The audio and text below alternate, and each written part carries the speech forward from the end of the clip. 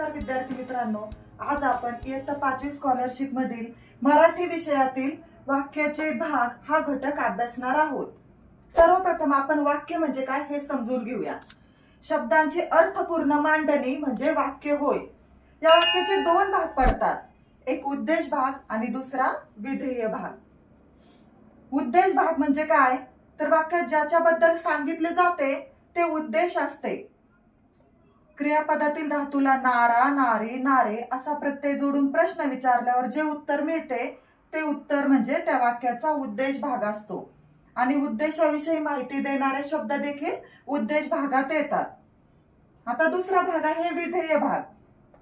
उद्देश भाग सोडून राहिलेला भाग हा विधेय भाग असतो आणि या भागामध्ये उद्देशाविषयी माहिती सांगितलेली असते।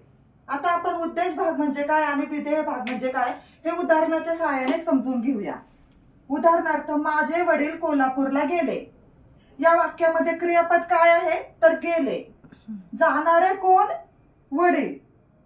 आणि वडील या शब्दाशी संबंधित शब्द आहे माझे, म्हणून या वाक्यामध्ये उद्देश भाग आहे माझे वडील।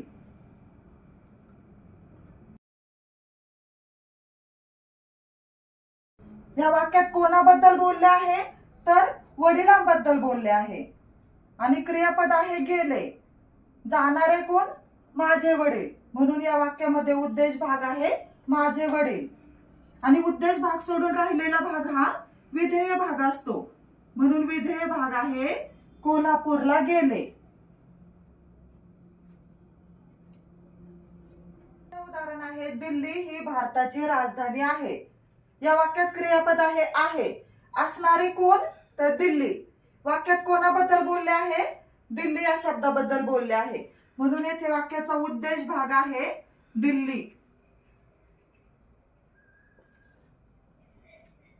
आणि उद्देश भाग सोडून राहिलेला भाग हा विधेय भाग असतो, म्हणून या वाक्यात विधेय भाग आहे ही भारताची राजधानी आहे।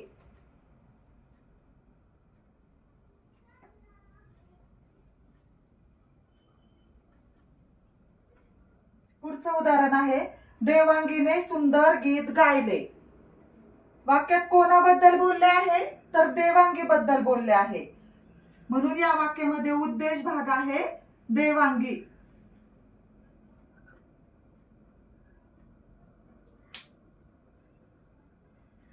गाणारे कोण?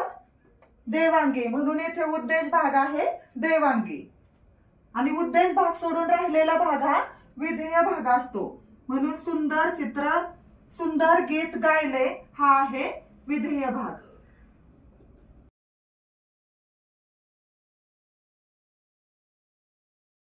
होळी पौर्णिमेला दांडा पूजन झाले। वाक्यात कशाबद्दल बोलले आहे तर दांडा पूजन बद्दल बोलले आहे, म्हणून या वाक्याचा उद्देश भाग आहे दांडा पूजन।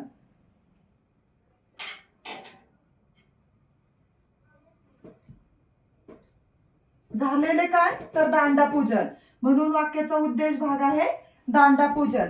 आपल्याला असं वाटतं की होळी पौर्णिमा हा वाक्याचा उद्देश भाग आहे, परंतु वाक्याचा उद्देश भाग येते दांडा पूजन हा आहे। आणि उद्देश भाग सोडून राहिलेला भाग हा विधेय भाग असतो, म्हणून होळी पौर्णिमेला झाले हा आहे या वाक्याचा विधेय भाग।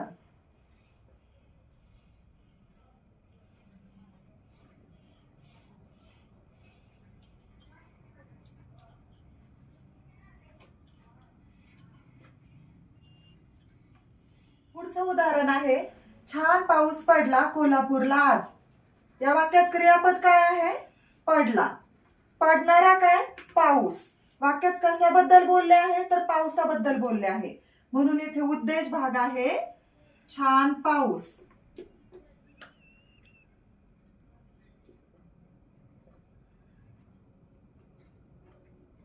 पाऊस या शब्दाशी संबंधित शब्द आहे छान, म्हणून छान पाऊस हा या वाक्याचा उद्देश भाग आहे। आणि राहिलेला भाग हा विधेय भाग असतो।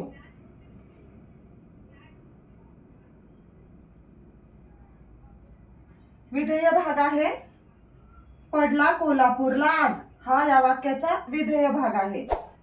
उद्देश भाग आहे छान पाऊस आणि विधेय भाग आहे पडला कोल्हापूरला आज.